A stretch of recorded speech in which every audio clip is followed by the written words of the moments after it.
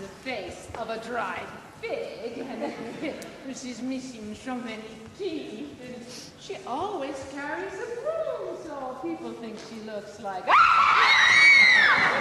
stray girl. No, you shouldn't be afraid. Come on. Who do you think climbs up on your roof on Epiphania? Well, LaBefana. And she leaves footprints, too, because her shoes are all covered with chocolate from cooking sweets all year long. And when she climbs up on your roof, they melt a bit as she goes to your chimney. Not on my house. Well, maybe your roof isn't hot enough. Tell your father to use more firewood. But who do you think jumps down that chimney and leaves you fruits and sweets and maybe even toys on Epiphania? And who leaves you a piece of coal if you've been bad? I'm not the only one who saw that. How does she know? But why does she do it? Where does she come from? Well, I'll tell you. A long time ago, in the dark time of the year, a little baby was born and laid inside a manger. Baby Jesus! Eccolo. And in that very same long ago and far away was Befana. She was an old, old woman, and she lived all by herself in a little stone house. She spent all the day cooking and cleaning and sweeping and cleaning and sweeping, Madame Mia, sweeping and cleaning all the time. She spoke to no living person, and none had spoken to her in years. Like people left her alone. They thought she was pazza, crazy. They didn't know that a long time ago she had had her own bouncing baby boy and a husband, and both had died in a terrible sickness. Now, every night, alone by her fire, she sat eating the sweets she made and singing lullabies. Nino, Nino, Nina-na-na, Nina-na-na. to a little doll she had wrapped in swaddling clothing. On one such night, there was a knock at her door. Oh, Befana was so surprised. Nobody came to visit her, not even during the day. She looked out her window, and what do you think she saw? What? She saw 3 men with camels and beautiful robes and big golden crowns they were. The 3 kings! Of course they were the 3 kings. Everybody knows, had they been the 3 queens, they would have asked for directions. They would have gotten there on time. They would have helped deliver the baby and baked a lasagna. But these 3 kings didn't speak Befana's language. They simply pointed to a bright star in the heavens and then to the doll in her arms and said, Bethlehem!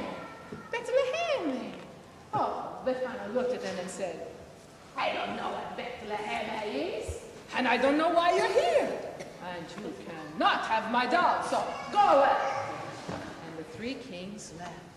But Befana barely had time to sweep up once again before, what, another knock at her door.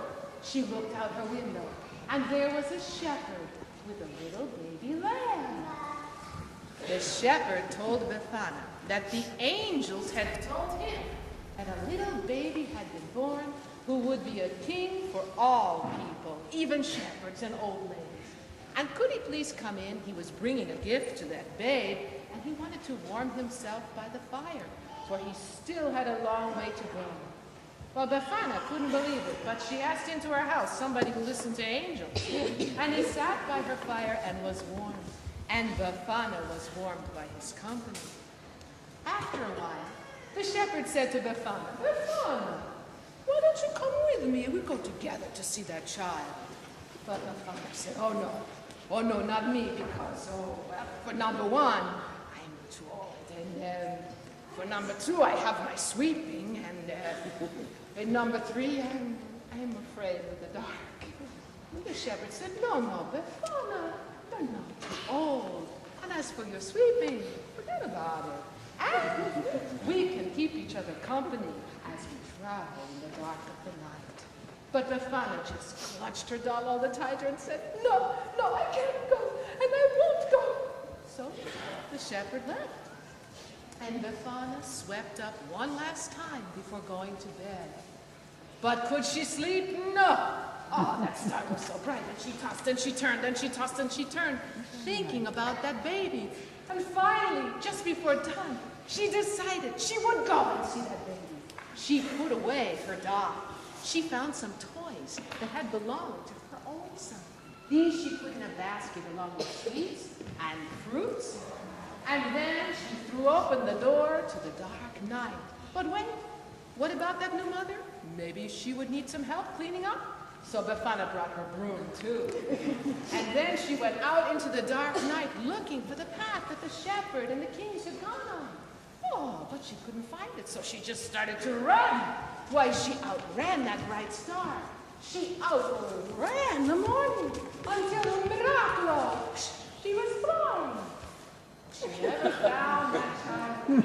But that's why every Epiphany, she goes to every child she can and gives them a gift, for they may be the child she seeks. And to those who need to know it, a lump of coal to remind them to do better. I think you know who I'm talking about here, yes?